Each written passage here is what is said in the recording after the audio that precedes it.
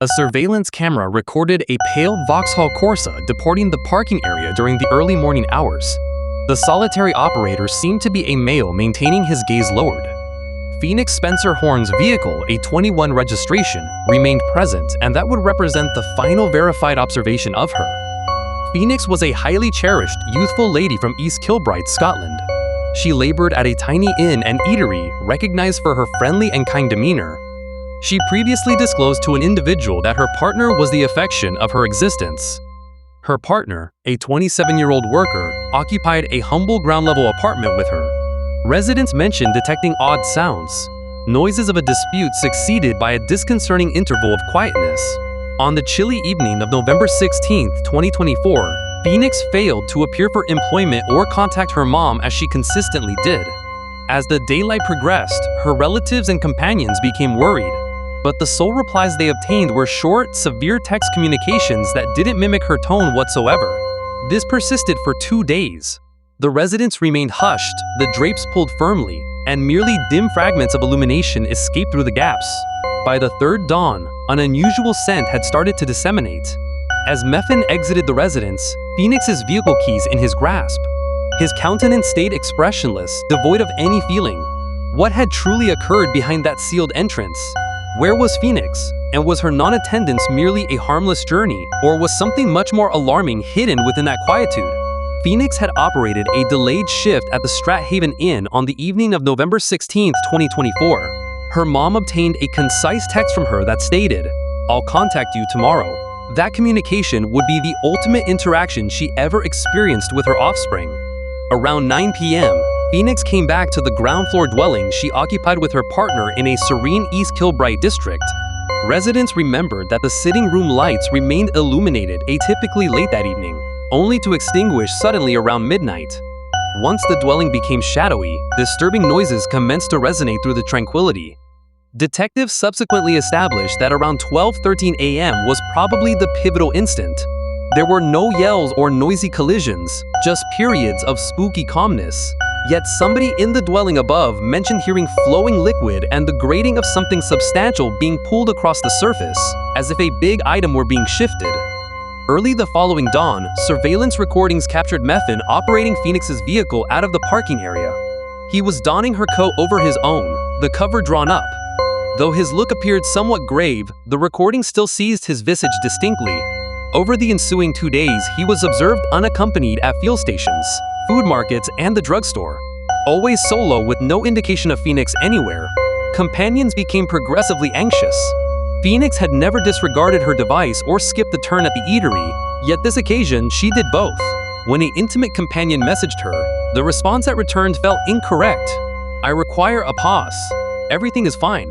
Phoenix hardly replied that swiftly, and she definitely didn't employ atypical punctuation.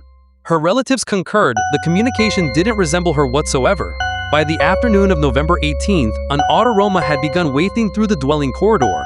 A concerned resident rapped on the entrance, but it was secured from within. Anxiety diffused through the structure when an emergency vehicle passed by without halting. Around the identical period, a lady in the adjacent structure noticed Methven from her terrace. He remained immobile, gazing emptily into the horizon while gripping a almost depleted container of wine. Everyone in the district felt uneasy, uncertain of what was transpiring. When authorities initially arrived for a safety inspection, they had to compel the entrance ajar, thinking somebody inside might be unwell. But before they could proceed any measures, Methven abruptly emerged at the entryway of the structure.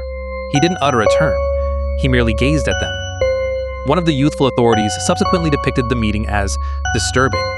It was as if Methven had just come back from a location no one should ever visit. What had transpired inside those 4 barriers? And in an alarming development, it wasn't the sufferer's mom or a resident who reached the officials. Methven himself was the initial to contact the law enforcement. He had spent almost 2 days inside a dwelling permeated with the aroma of demise. On the dawn of November 18, 2024, he ultimately ventured outside and dialed 911. His tone on the audio was monotone and impassive, nothing resembling somebody who had just perpetrated an offense or encountered a catastrophe. The dispatcher subsequently confessed that his manner sent a shiver through her. When authorities reached, Methven was already positioned at the structure's front entrance. He didn't attempt to escape or oppose, but he displayed no feeling either. He grasped the keys loosely in his palm, his gaze lifeless and his look empty. Inside the residence, there were no indications of a conflict, and no suggestion that anyone had compelled their entry. The dwelling was largely undisturbed. Dishes and tools were still arranged on the surface, and half a goblet of crimson wine stayed on the cooker. Everything was eerily orderly. But that spooky serenity disappeared the instant authorities entered the sleeping chamber. Phoenix's remains had been brutally fragmented, abandoned on the surface amid blood-drenched garments. Her skull had been positioned meticulously aside. Indications proposed the perpetrator had attempted, and unsuccessful, to detach her appendages entirely. The space wasn't even disordered. The only evident accumulation of blood was underneath the sleeping platform. There were no bull traces, no blood streaming into the passageway. Phoenix's device was discovered on the surface, and before she perished, she had succeeded in entering a communication comprising just 2 terms. She was so frightened that she never dispatched it. When interrogated, Methven provided nothing beneficial. He continually asserted he couldn't recall anything, maintaining his thoughts felt hazy. At first, some authorities pondered if substances might have initiated aggressive eruption, but the device logs rapidly refuted that hypothesis. Information retrieved from Phoenix's device disclosed a sequence of communications dispatched to her mom after Phoenix was already deceased. The texts were disjointed, strangely separated, and totally impassive. Most crucially, they didn't resemble Phoenix whatsoever. Her relatives instantly identified that the manner and approach were nothing like her typical composition. One by one, the troubling particulars began to converge. Unsent communications, disturbing responses, and an offense location that was eerily immaculate. Gradually, the whole image started to unfold. The deranged perpetrator identity Methven attempted to fabricate wasn't accidental. It was intentional. A scheme constructed on readiness, tidying, sentimental control, and exact scheduling. No one could have anticipated that the apparently innocuous text communications would become the initial hints exposing the genuine character of the man she once termed her kindred spirit. At initial view, the setting seemed atypically serene.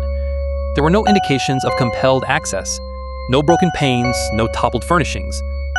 Phoenix's sleeping chamber was flawless, almost supernaturally so. But it was that very neatness that revealed the reality. Forensic specialists swiftly comprehended this wasn't the consequence of a conflict. It was a dwelling cleansed so thoroughly that almost every remnant of the offense had been eradicated. The region under the sleeping platform was the only area initially neglected. There, detectives uncovered an extended, fractured path of blood concealed beneath a slender coating of particles. It seemed as though somebody had tried to pull a substantial item in the identical path Phoenix's remains were ultimately located, indicating she had been relocated after demise. A solitary throwaway rubber glove, not pertaining to the sufferer, was located on the surface behind a cupboard. Potent cleanser utilized less than 6 hours prior was still noticeable in the washroom. The terrifying reality steadily surfaced once Phoenix's remains were forwarded for examination. She had perished around 12:30 a.m., 6 hours after Methven had issued his ambiguous deceptive statement. On November 17th, it was ascertained that Phoenix's throat had been choked with such intensity that she had minimal opportunity to oppose. Her limbs displayed no incisions or contusions, and there were no indications of a conflict. It seems she may have been hit from the rear or was insensible during the assault. Grasped in her palm was a tiny thread of dark hair that did not pertain to her. Forensic researchers also uncovered human material under her footnails, which corresponded Methven's genetic material. These hints, the concealed gloves, the incomplete path of blood, and the exact, neat way in which she was choked, didn't indicate an impulsive deed. Instead, they directed to a deliberate, systematic perpetrator, somebody who had organized the offense and sanitized the location with rehearsed accuracy. Yet, there lingered one minor particular the forensic group could not promptly clarify. The sufferer's left arm bore a subtle abrasion, a tiny particular that didn't promptly add up, but would subsequently achieve lucidity as more proof surfaced. From the outset, the law enforcement knew that Methven was the final individual to have interaction with Phoenix. He not only resided with her, but was also the one to summon the officials. An action that appeared accountable, yet eerily poised. Detectives comprehended that admission doesn't always disclose the complete reality. They had faced that previously. It was the dubious order of occurrences that elevated deeper uncertainties. In this instance, Methven asserted they had quarreled, that Phoenix had warned to depart permanently, and that he had forfeited restraint. Yet, whenever anyone urged him for the timing of the event, he regularly evaded the inquiry. At times, Methan asserted the occurrences transpired late at night. At other times, he stated early in the dawn. An investigator observed his elusive conduct, avoiding visual contact, moistening his lips, and swiftly altering the topic, all performed subconsciously. Rather than challenge him straightforwardly, the law enforcement chose for mental strategies, presenting him with proof instead of posing direct inquiries, such as surveillance recordings displaying Phoenix's vehicle departing the parking area in the early dawn hours. Methan faltered when questioned, "Do you recall who was operating the vehicle?" He responded, "I believe it was me, but I don't recall where I proceeded." His reply elevated alarms, particularly since he had been messaging Phoenix's mom to provide solace at the period. A vital element of proof soon appeared. Methan had asserted he summoned the law enforcement the subsequent dawn upon uncovering the remains. Yet, officials located an image of Phoenix's remains on his device, captured at 2 a.m., preserved in a concealed directory. There was no uncertainty that he not only knew what had transpired, but had also tried to record the horrific deed for motives that stay ambiguous. Conduct specialists were consulted, and they determined that Methan didn't seem authentically stunned. Instead, he was meticulously creating the persona of a mourning partner, concealing his culpability behind the pretense of fabricated feeling. During interrogation, an experienced investigator posed what appeared like an insignificant inquiry. "Did you observe a tiny blade while you were sanitizing the blood off the surface?" Methan replied without pondering. Somehow, the presence of the dark-handled blade, something never referenced before, was disclosed. The space descended into astonished quietness. Gradually, the meticulously built disguise began to fracture layer by layer. At the identical period, forensic proof intensified the doubts. Phoenix had been slain from the rear, explaining why Methan's genetic material was located under her fingernails. Law enforcement also uncovered a paper sack in the garbage behind the dwelling, containing extended threads of hair that corresponded Phoenix. There were no suggestions of a conflict. Instead, the setting indicated extended, systematic, and intense dominance. Detectives revealed numerous old text communications in which Phoenix attempted to terminate with Methan, only for him to reply with warnings. "If you depart, I don't know what I'll do." The advancement came from an unanticipated origin, a resident's old surveillance camera. The aged gentleman had always concerned about security, but no one had paid much attention to it. At 3 a.m., the recordings captured Methan transporting a large sack from his dwelling to his vehicle. His stooped stance and the manner he intentionally avoided the camera directly opposed his assertion that he had been remaining motionless at home in astonishment. The order of occurrences became clearer. After slaying Phoenix, Methan stayed at the dwelling, bathed, and sanitized. He then commenced organizing his subsequent actions, driving around, dispatching deceptive texts, and discarding the slaying tool. Sometimes he halted at fuel stations. Other times, he merely remained in his vehicle, browsing through his device or even viewing adult content.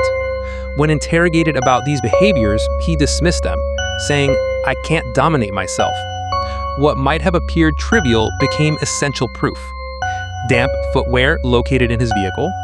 Navigation information from his device revealed that he had driven to a soggy region along the Clyde River early that dawn.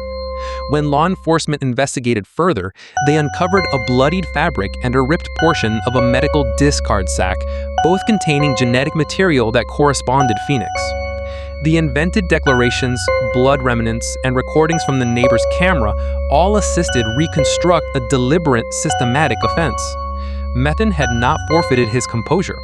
He had meticulously organized every step, weaving a tale of innocence so persuasive that it initially deceived everyone. Yet, no plan is perfect, and even the most complex crimes can be exposed by a single error captured on recording. On June 17, 2025, both Yu and Methan were formally accused with first-degree slaying and attempted hindrance of justice. The matter proceeded to trial at Glasgow High Court, attracting worldwide attention due to the astonishing nature of the offense and the chilling behavior of the accused. The magistrate observed as Methan entered the courtroom, his visage pallid and gaze vacant, as if he no longer trusted the tale he had been narrating. In an astonishing reversal, he completely inverted his prior declarations. He ceased asserting innocence and confessed, "I didn't intend to slay her. all I could do was cling to her.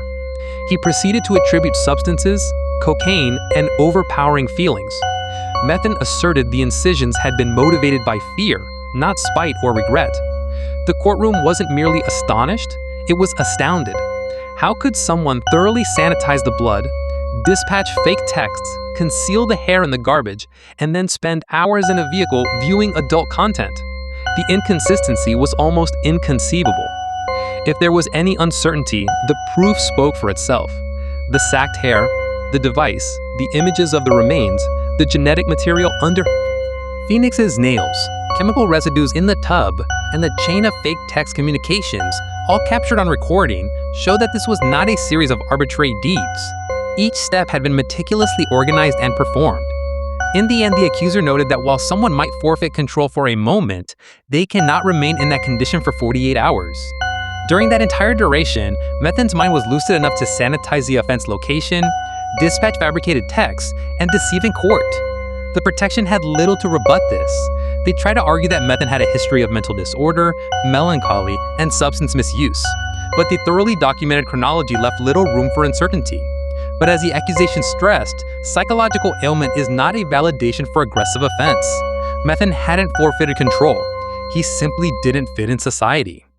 A crucial instant came during the trial when one of Phoenix's old companions was summoned to testify. She recalled receiving a text from Phoenix's number just hours after her demise and insisted immediately that it was not her companion's tone. Her voice quivered as she spoke. It was chilly, distant, and impassive. The communications themselves appeared as if they had been entered by someone else, a tiny particular that carried enormous significance. That instant struck the final impact to Methan's pretense.